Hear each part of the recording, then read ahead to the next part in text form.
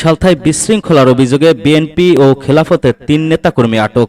ত্রয়োদশ জাতীয় সংসদ নির্বাচনের দিন ফরিদপুরের সালথায় ভোটকেন্দ্রে বিশৃঙ্খলা সৃষ্টি করার অভিযোগে বিএনপি ও খেলাফত মজলিসের ৩ নেতাকর্মীকে আটক করেছে যৌথ বাহিনী।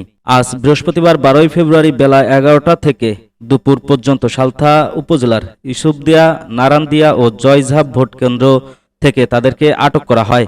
আটক ব্যক্তিরা হলেন ফরিদপুর খেলাফত মজলিসের সভাপতি মাওলানা মোহাম্মদ আমজাদ হোসেন, সালথা উপজেলা গোট্টি ইউনিয়নের বিএনপির সাধারণ সম্পাদক আবুল কালাম ও মোহাম্মদ রবিউল।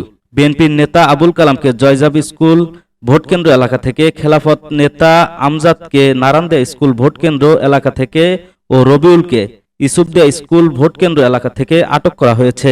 তাদের বিরুদ্ধে ভোটকেন্দ্রে বিশৃঙ্খলা সৃষ্টি করার অভিযোগ রয়েছে। সালথা সেনা ক্যাম্পের সেনা কর্মকর্তারা বলেন, জয়ঝাপ, ইসুফদিয়া ও নারান্দিয়া স্কুল ভোটকেন্দ্রে কারচুপি ও বিশৃঙ্খলা করার অভিযোগে সেনাবাহিনী ও পুলিশ যৌথভাবে ৩ জনকে আটক করেছেন।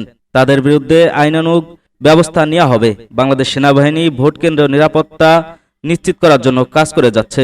ভোটাররা নির্বিঘ্নে ভোটকেন্দ্রে এসে ভোট দিবে। এতে যদি কেউ বাধা প্রদান করেন তাহলে তাদের বিরুদ্ধে কঠোর ব্যবস্থা নেওয়া হবে।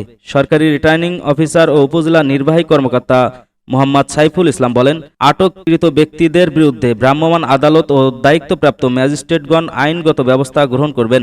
নির্বাচনে কোনো ধরনের অনিয়ম হলে তা কঠোর হস্তে দমন করা হবে। আমরা একটি সুষ্ঠু ও নিরপেক্ষ নির্বাচন উপহার দিতে চাই।